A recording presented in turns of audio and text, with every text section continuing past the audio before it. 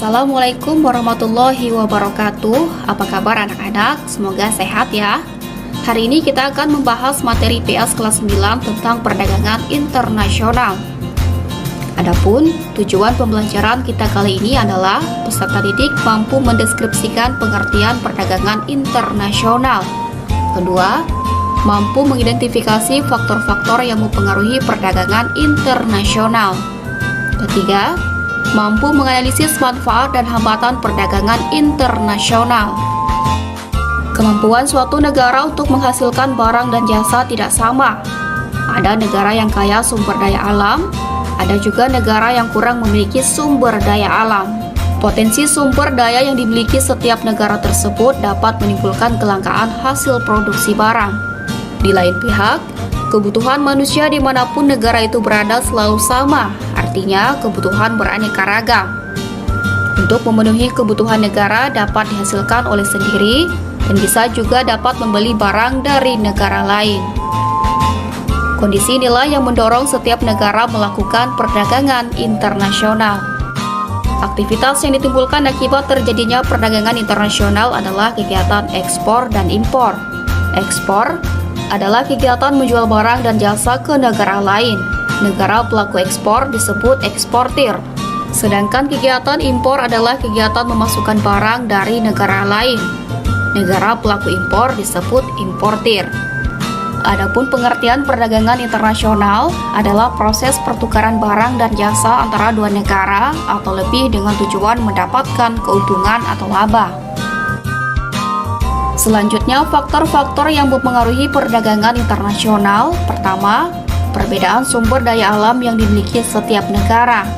Sumber daya alam yang dimiliki oleh masing-masing negara tidak sama. Misalnya Arab Saudi tidak bisa menghasilkan sayur mayur, maka mereka mengimpor dari negara kawasan Asia Tenggara. Indonesia memiliki peluang untuk menjual hasil hutan ke negara lain, maka terjadilah kegiatan ekspor-impor antar negara. Perbedaan potensi SDA masing-masing negara dipengaruhi oleh pertama luas daerah, kedua letak geografis, dan ketiga iklim.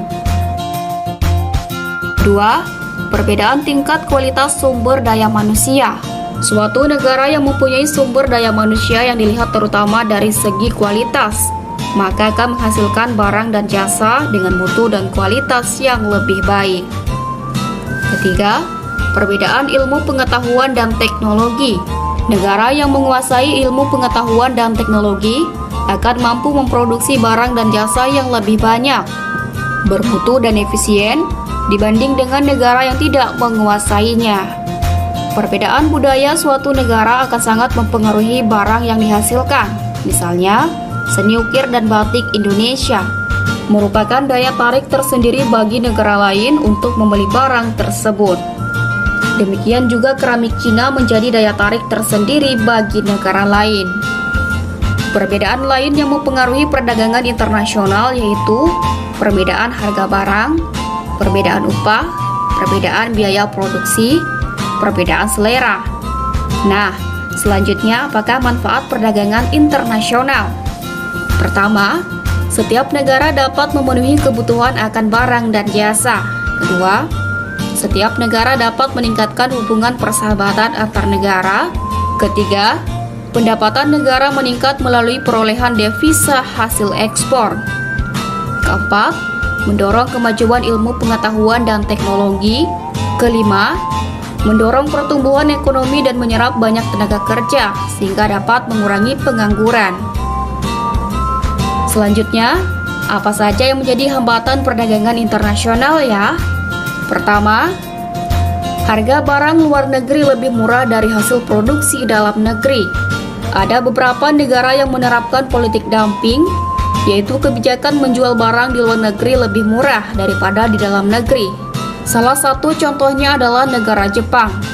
Jepang menjual produk mereka seperti mobil, motor, alat-alat elektronik, dan lainnya. Mereka jual mahal untuk negerinya sendiri.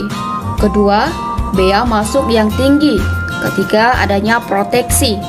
Proteksi adalah kebijakan untuk melindungi produk dalam negeri. Misalnya, pemerintah Indonesia mengenakan tarif tinggi untuk impor kain yang berasal dari Cina agar kain Cina menjadi mahal, sehingga kain yang dihasilkan oleh Indonesia harganya lebih murah.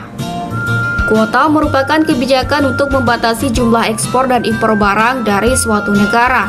Contoh, Amerika membatasi kuota tekstil dari Indonesia karena Amerika juga memproduksi tekstil.